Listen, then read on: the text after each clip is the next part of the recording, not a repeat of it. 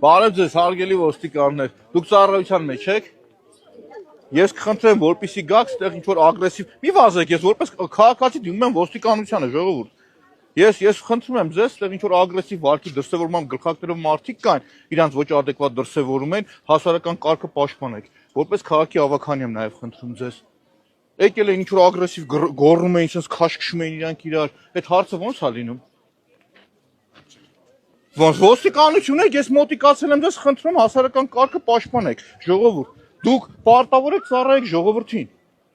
Ես այդ ժողովրդի մի մասն եմ, եկել եմ որպես հանցագործության մասին հաղորդում ընդունեք, ինչ եք ուզում ընդունեք, դիմում եմ ձեզ ժողովուրդ, եկեք մի գնացեք։ Քիչ եք գալիս։ Ժողովուրդ, նկատում եք ոստիկանությանը դիմում ես, որ արի հասարակական կարգ պաշտպանի, թողնում գնում են։ Ոստիկանությունն ում է ծառայում։ Բարև ձեզ։ Ինչ որ անհասկանալի գլխակով կերպարներ կային ժողովուրդ։ Այդ անհասկանալով գլխակերպ այդ ասում եմ արեք դրանց տիրություն արեք, ոստիկանությունը փոխանակ գա թռավ ժողովուրդ։ Ոստիկանություն դու ում ես ծառայում։ Շատ ուղիղ հարց եմ տալիս։ Փաստա չէ։ Ժողովուրդ արձանագրեցիք ոնց ոստիկանությունը թռավ։ Բարիս ուղիղ իմաստով։ Սամվել, տեսան ինչ եղավ։ Ոստիկանությանը բռնել եմ, ասում եկեք հասարակական կարգ պաշտպանեք, որպես քաղաքացի եմ դիմում ձեզ։ Եկեք այդ կարգը պաշտպանեք։ Տենակ ոնց փախարն են ոստիկանները։ Դա նորություն չի, որ մեր երկրում ընդհանրապես ամբողջ իրավական համակարգը դարձել անձնական օգտագործման Այո, չմիանշանակ։ Ասում է պատերազմի եռագլուխ։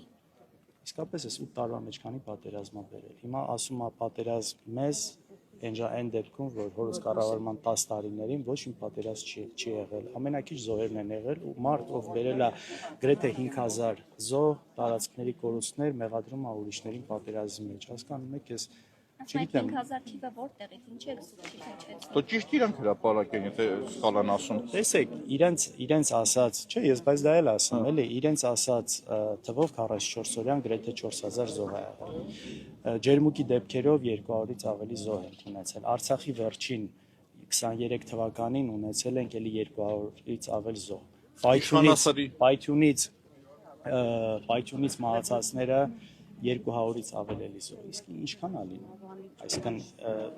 մենք նաև ինչ ենք ասում այսքան տարիների ընթացքում, ասում ենք անցել է արդեն 6 տարի անցել, մի հատ նորմալ չունեն անունները հրապարակված, ամեն մեկի գոնե մի քանի բառով այդ մարդկանց կենսագրությունը, այն ինչ արվել է 90-ականների մեր զոհերի հետ կապված, ինչ սա չի արվել։ Այսինքն դուք գումարում եք 44-օրյա պատերազմը։ Նաև իհարկե, այս պահին իհարկե, նաև ես խոսում եմ 8 տարիներին, չէ, նշում եմ 8 տարվա մեջ քանի պատերազմ ա բերել, քանի զոհ ա տվել, քանի վիրավոր կան, քանի հաշմանդամ կան։